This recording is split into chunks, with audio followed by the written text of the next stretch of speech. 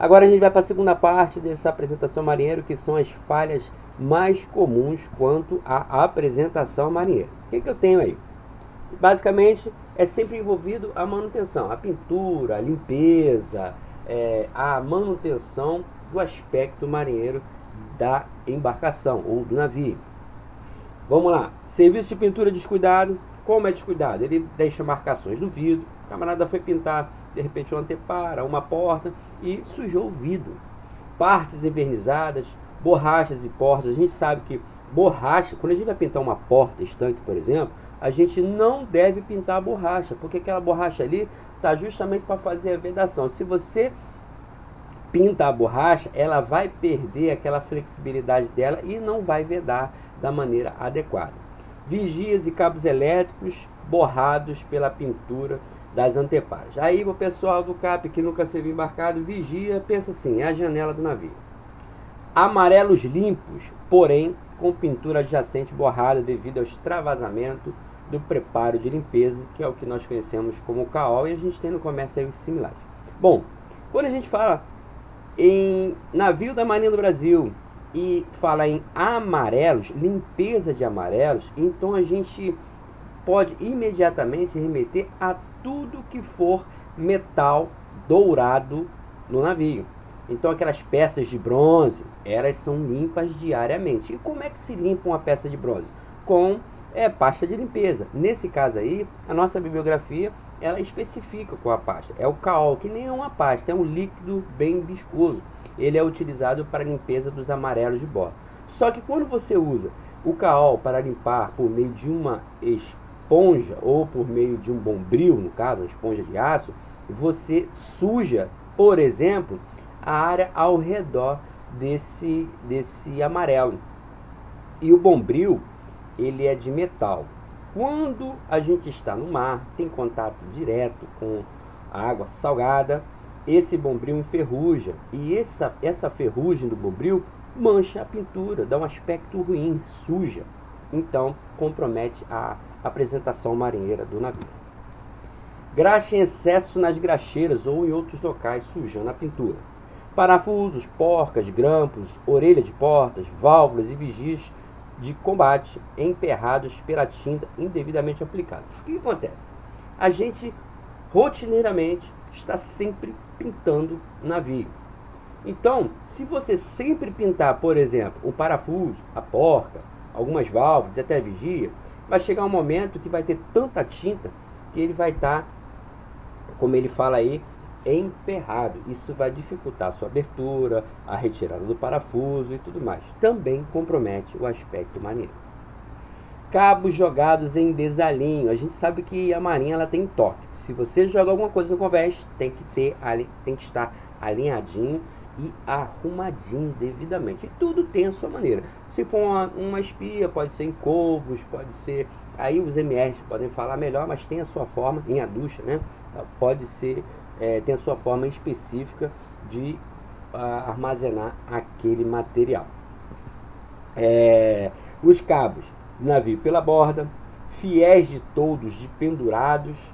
Fiéis, vamos lá novamente remetendo ao pessoal do CAP. Fiéis é um barbante, é um cabo fininho que você usa para amarrar toldos, amarrar uma espia na outra, e várias outras utilizações, até para a questão do trabalho marinheiro. Por exemplo, o fiel do apito, esse apito marinheiro tem sempre um cabinho em volta dele com o trabalho marinheiro, é desse fiel aí que a gente está falando, tá? Então, fiéis de pendurados, chicotes de cabos desfalcaçados.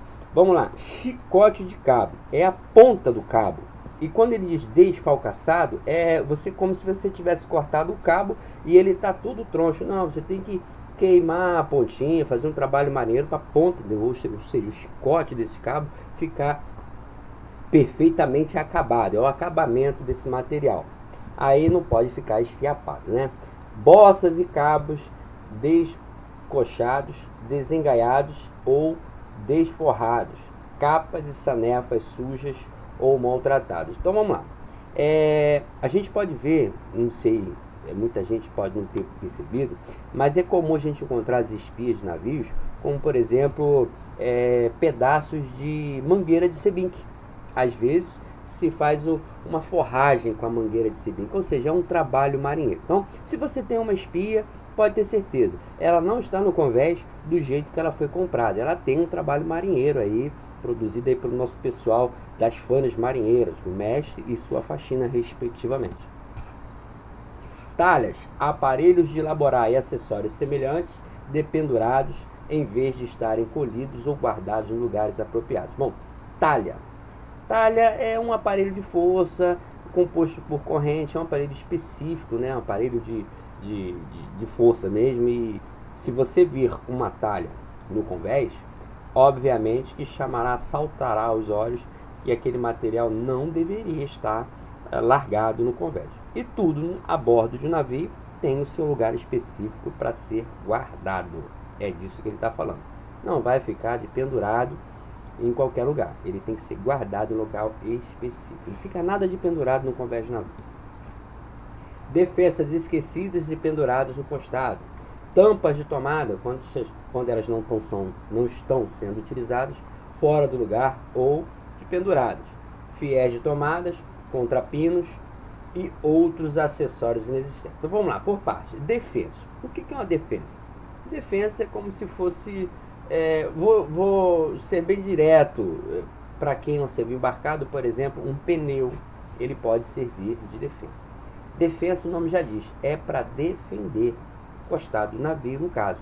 Quando você vai atracar no cais, ao cais, por exemplo, o navio normalmente vai ter um momento em que o costado do navio vai encostar ao cais, vai tocar o cais. Nesse momento, a gente tem ferro com cimento, ou ferro com ferro, ou ferro com madeira. Um dos dois pode sofrer danos. Então, para evitar esse dano, a gente bota, por exemplo, um pneu. Um pneu é uma defesa, ou seja, é um utensílio marinheiro utilizado para defender o costado do navio ou defender o casco, ou o cais, no caso. Então, as defensas, elas podem ser de vários tipos. E dentro das embarcações a gente também tem as defensas feitas pelo próprio pessoal do mestre, tem as defensas adquiridas no comércio e tem as defensas salva-onças, que são as elaboradas por meio de pneus. Tampas de tomada.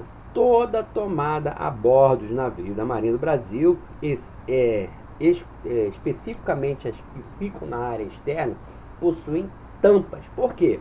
Por causa da oxidação, né? A gente não pode ter contato com água salgada no metal, que ele vai enferrujar. Então, as tomadas possuem tampas. É muito comum você ver o indivíduo utilizar uma tomada para ligar um determinado equipamento e, ao terminar, ele simplesmente retira o equipamento da tomada e esquece de colocar a tampa de volta. Isso é uma falha marinheira, tá?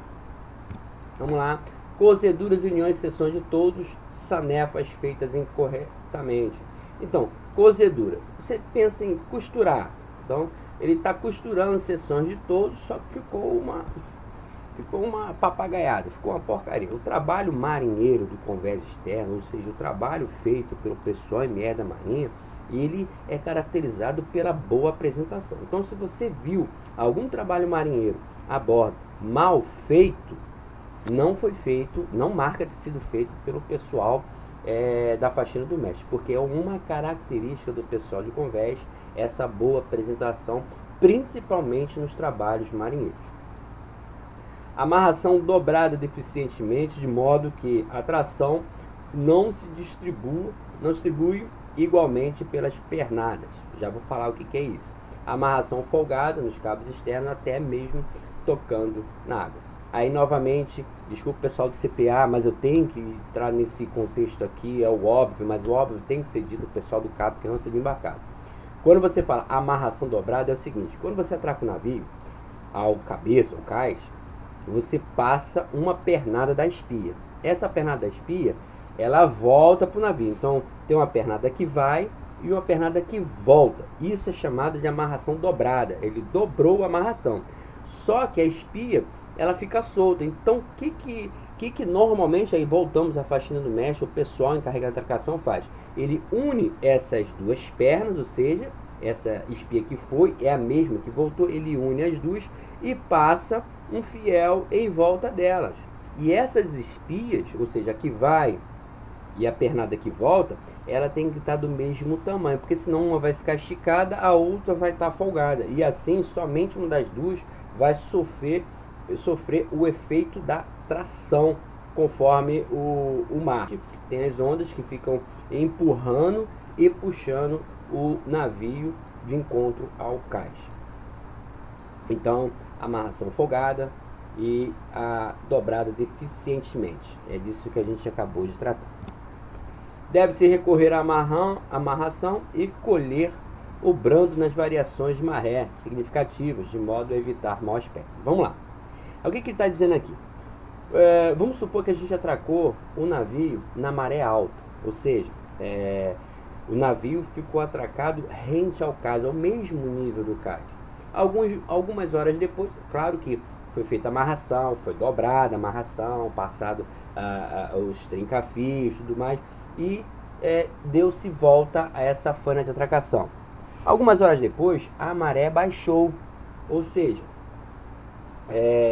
o navio ficou mais baixo do que o cais, ou ao contrário, a maré subiu, o navio ficou mais alto que o cais. Isso vai fazer com que aquela pernada de espia que foi e a que voltou, ela fique esticada demais ou folgada demais. Às vezes ela folga tanto que chega a encostar na água, e isso é um mau aspecto. A espia ela não deve ficar encostando na água, até porque ela compromete a sua vida útil. Então, esse pessoal aí vai ter um momento, vai ter um pessoal que vai ter que ir lá recorrer às espias, esticar e fazer todo o trabalho marinheiro dela de novo. Folga nos trinca-fios das espias. Trinca-fios é um cabinho que é utilizado para juntar as pernadas de espias. Aqui vai e aqui volta. Então ele junta as duas espias e para elas continuarem juntas eles passam o trinca-fio. Lágrimas de ferrugem escorrendo pelos covém, anteparas e costado. Você vai ver o costado do navio todo cinza e de repente uma lágrima. A lágrima de ferrugem é justamente onde escorreu a ferrugem e ficou manchada a pintura do costado. Isso pode acontecer com ferrugem, mas pode acontecer também quando você joga algum detrito ou quando você lava o convés, a água suja desce pelos bicos de pato, às vezes o bico de pato está levantado, escorre pela antepara mesmo e fica aquela coisa suja. É por isso que a gente vive pintando as anteparas e o costado do navio externo, por conta dessas lágrimas de ferrugem. Pintura de costado manchada pela água de baldeação ou da chuva. Em alguns navios, uma causa frequente deste mau aspecto é esquecer os bicos de pato rebatidos ou por detritos líquidos e sólidos lançados pela bola. A água das poças, ao secar, também pode manchar a pintura do navio. Uma coisa muito comum a gente vê e costuma dizer que a bordo é uma faxina de enxugar gelo. Às vezes, quando está chovendo, e a gente tem as búlicas de ancoragem das aeronaves de asa rotativa com voo. Quando chove, o oficial de serviço sempre fica perturbando o marinheiro para ir lá secar aquelas búlicas. E o marinheiro seca a búlica, que é um buraco aí para prender a corrente do helicóptero, e chovendo, a búlica entra de novo. Aí fica aquele fone de enxugar gelo. Bem como as poças d'água que ficam no convés. O oficial sempre fica mandando secar. Isso está escrito. Quando seca, fica manchado o convés. Por esse motivo, as poças devem ser eliminadas imediatamente após a baldeação ou a chuva. Costado com a linha d'água marcada por uma camada de limo. Limpar diariamente o costado é suficiente para desaparecer essa prova de pouco cuidado. Então, ali onde é preto, normalmente, se você demorar muito a limpar e o navio ficar atracado muito tempo, ali cria um limo. Isso é um mau aspecto, tá? Que tem que ser limpo diariamente. Costado com pintura variada, revelando o lançamento de restos de comida pela borda. Partes altas dos navios desarrumadas, bem como roupas, trapos e outros objetos. Isso aí, se cair na prova, gente, é altamente explicativo, né? Você não vai fazer no convés um varal, isso está pegando, né? Não tem nada pendurado no navio. Cada coisa no navio tem o seu devido lugar de acondicionamento. Bandeira nacional do cruzeiro, pavilhões e flâmulas de comandos não atopetados ou enroscados nos respectivos mastros e adriças. Bom, se você for içar uma bandeira, você tem que ter o cuidado de verificar que a bandeira realmente beijou o topo do mastro. Não pode ficar pela metade, a não ser naquelas situações de cerimonial, né, que marca, de acordo com o cerimonial, não atopetar as bandeiras. Essa aí já é uma questão que já caiu algumas vezes em prova, tá? O rondar do vento ou o rabeio do navio não isenta. Aí, o que as questões que não caíram na prova cobraram? Quem é responsável por não deixar a bandeira, né, as bandeiras dos mastros enroscadas, mafanhadas lá? Aí vem, é o contramestre, o oficial de serviço e o sinaleiro. Aqui nesse caso aqui, quando caiu na prova, ele tirou o sinaleiro e botou o ronda, tá? Então, o oficial de serviço, o contramestre, que estão efetivamente de pau no horário lá, responsabilidade deles o serviço, e o sinaleiro, porque a gente está falando de bandeira, tá? O ronda é uma figura que pode aparecer, mas é uma figura muito volante, então não tem como ele se responsabilizar por uma coisa que pode acontecer a qualquer momento, tá? Então, essas três figuras são responsáveis pelo mau aspecto ali do mastro. As bandeiras e galhardetes são colocados nas adriças para serem içados e retirados tão logo arriados. O que acontece? Por exemplo, quando a gente vai fazer o cerimonial bandeira, é muito comum a gente falar assim, preparar lá a bandeira do cerimonial. O camarada vai lá com a PrEP e a bandeira do Brasil. Aí a PrEP ele bota já na adriça, né? E amarra, enrola e deixa preso o macho. Tá errado, tá? A PrEP ela vai ser, você tem que colocar ela nos olhares ali no momento em que você for e sai. Então, antes de começar o cerimonial, o boy chega lá 5 minutos antes e coloca. Ela não pode ser colocada, por exemplo, 6 horas da manhã para fazer o cerimonial 8 horas da manhã. Não, é só no momento, no horário do cerimonial. E agora vem umas questões que não se admitem, né? O que não é admitido? Não é admitido quanto a bandeira nacional, ou a do cruzeiro, colocadas amafanhadas, ou seja, amassada, enrolada lá no macho, esperando ser içada, tá? A manutenção do galhardete PrEP e das substitutas, está escrito errado aí, mas ele quer dizer o seguinte: após o seu içamento, ela não pode ficar panejando lá, tá? Ela içou, acabou o motivo pelo qual ela está içada, ela não pode ficar lá de agarra, ela tem que ser recolhida, tá? Cessou o motivo da utilização, recolhe tanto a PrEP como as substitutas.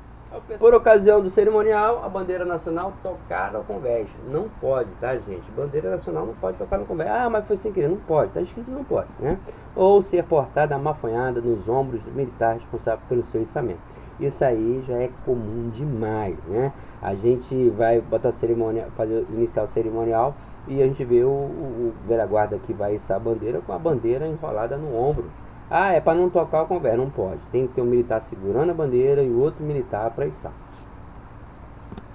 Tá escrito, não sou eu que estou inventando. Recomenda-se indicar, isso aí também já caiu em prova anteriormente, tá? Recomenda-se indicar o militar para participar do cerimonial de 8 horas da manhã. Esse militar, ele vai içar o pavilhão nacional. Quem segura o pavilhão nacional, como eu falei, é o ronda. Mas quem iça, né, é o militar. Geralmente, aí ele indica o cabo auxiliar do quarto, de 0 às 4, para esse fim. Então, galhardetes e bandeiras insígnias enrascadas em adriças, quando içadas, compromete o aspecto marinheiro da organização militar. Quando se trata do pavilhão nacional, isso passa a ser inaceitável. As bandeiras, se atopetadas, devem ser rigorosamente até beijar. Quando ele fala beijar, é ir até o máximo mesmo. Se você içou a bandeira, ela tem que tocar lá em cima, no olhar superior lá do mastro. Torneiros de chuveiro pingando, vazando. Claro, isso além do aspecto marinheiro, evidencia desperdício, né? Desleixo com os recursos da marinha. A bordo, além disso, os vazamentos podem causar limitações operativas ao navio em viagem. Cabos elétricos e afins passados sem cuidado, não respeitando as rotas. A passagem de cabos por ocasião do acréscimo de novos equipamentos e de adaptações deve observar o mesmo padrão de construção do navio, seguindo as rotas adequadas. Não se deve admitir cabos coloridos ou passados fora do alinhamento das rodas. Como eu falei anteriormente, a marinha tem toque, né? Você tem que passar os cabos, tem que passar tudo bonitinho, um do lado do outro, tudo arrumadinho. As instalações provisórias, como iluminação de festa, cabo telefônico, conexão, a tomada em terra, cabo de energia de terra e todos os outros merecem cuidado quanto ao aspecto marinheiro. Serviços que sujam ou mancham o convés, aí você vai ter que botar alguma coisa para proteger esse convés da sujeira, dos arranhões. O convés deve ser protegido por tábuas e folhas compensadas, justamente para sanar a discrepância do item anterior. Não se deve admitir a realização de tais fanes sem a preocupação de se defender o convés. Do mesmo modo, o costado deve ser protegido quando da atracação de batelão, chácaras e outras embarcações. Aí nesse caso a gente vai utilizar o que? As defensas. Aqui, ó, defensas. Essas defensas aí são defensas de pneu, mas tem as industriais fabricadas para esse fim. É oportuno lembrar que as defensas de bordo deverão ser ajustadas à altura da embarcação. Claro, a gente tem as variações da maré, né? E conforme a maré vai variando, tem que descer ou recolher um pouco a altura das defensas. Aí nesse caso aí, ó, a defensa está corretamente regulada. Se a maré subir, ele vai ter que descer a defensa. Se a maré descer, ele vai ter que subir um pouquinho a defensa. Senão, o cais vai encostar no costado da embarcação. Aí tem aquela orientação dos trapos que não podem ser utilizados como tapetes improvisados. Então, se você frequentemente utiliza trapos naquela entrada, você tem que ser providenciado uma andaina de tapetes específicos para aquele local. Etiquetas e marcações. Bom, quando você vai etiquetar ou marcar alguma coisa na marinha hoje, não pode ser de agarra, porque a gente tem computador, a gente tem tinta, a gente tem material suficiente que possa prover uma coisa com um bom aspecto e funcional. A gente tem recursos disponíveis para isso. Há um exemplo aí de etiquetas, né? Que a gente termina aqui a segunda parte da apresentação marinheira. Vamos caminhando para a terceira e última antes da resolução de questões. Lembrando aí o que caiu na prova sobre a apresentação marinheira é só até aqui. Essa terceira parte nunca caiu nada em prova a respeito. No próximo vídeo a gente vai falar sobre as falhas mais frequentes a bordo.